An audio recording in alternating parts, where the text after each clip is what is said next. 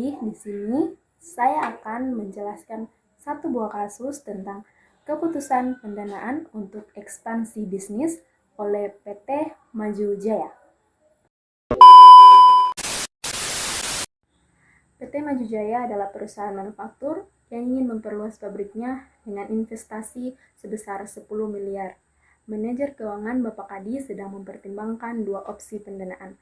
Yang pertama, menerbitkan obligasi dengan bunga 8% per tahun. Yang kedua, mencari investor baru yang bersedia menanamkan modal dengan imbal hasil dividen 10% per tahun.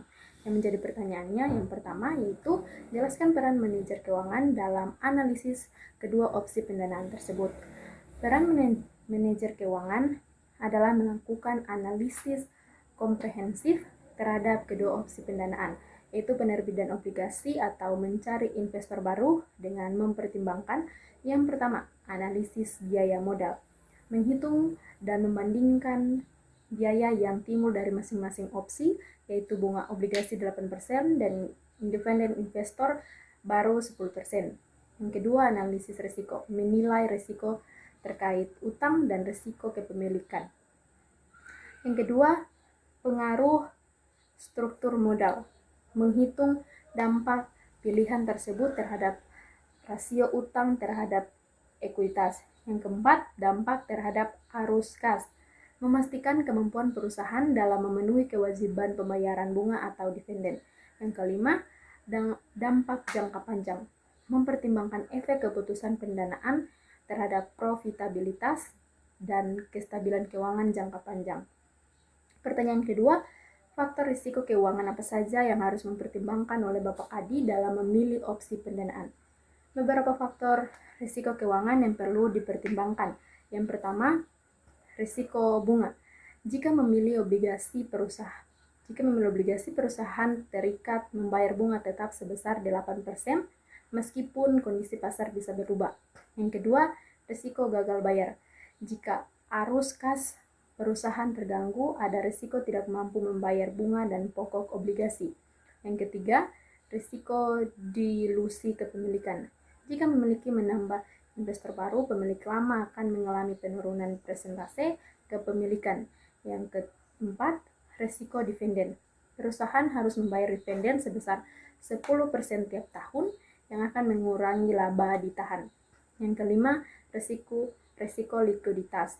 Pilihan pendanaan yang salah bisa mempengaruhi likuiditas perusahaan dalam memenuhi kewajiban jangka pendek. Yang keenam, risiko pengendalian perusahaan. Penambahan investor baru bisa membuat pengendalian manajemen berkurang.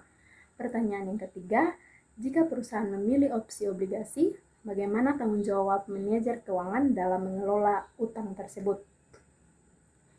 Tanggung jawab manajer keuangan jika memilih opsi obligasi. Yang pertama, perencanaan pembayaran. Menyusun jadwal pembayaran bunga dan pokok obligasi secara tepat waktu. Yang kedua, manajemen risiko likuiditas. Memastikan perusahaan memiliki cukup dana untuk memenuhi kewajiban bunga tanpa mengganggu operasional. Yang ketiga, pelaporan keuangan. Melaporkan kewajiban utang dalam laporan keuangan sesuai standar akuntansi. Yang keempat, negosiasi dengan investor. Jika terjadi masalah keuangan, manajer harus mampu melakukan renegosiasi atau restrukturisasi utang. Yang kelima, pemantuan rasio keuangan. Mengawasi rasio utang terhadap ekuitas agar tidak melebihi batas aman. Yang keenam, transparansi. Menjaga komunikasi yang baik dengan investor obligasi terkait kondisi keuangan perusahaan. Kesimpulannya, keputusan pendanaan untuk ekspansi bisnis dalam menentukan sumber pendanaan untuk ekspansi bisnis, manajer keuangan memiliki peran penting dalam menganalisis setiap opsi pendanaan yang tersedia, baik melalui penerbitan obligasi maupun mencari investor baru. Setiap pilihan memiliki kelebihan dan risiko masing-masing, seperti beban bunga tetap, risiko likuiditas, risiko dilasi kepemilikan, serta dampak terhadap kontrol dan kelangsungan usaha. Manajemen keuangan yang baik sangat diperlukan untuk memastikan pendanaan yang dipilih mampu mendukung pertumbuhan bisnis tanpa membahayakan kesehatan keuangan. perusahaan. Mungkin itu saja yang bisa saya dapat jelaskan. Jika ada salah kata, saya mohon maaf. Saya Nitika Flora Sitabungan, pamit undur diri.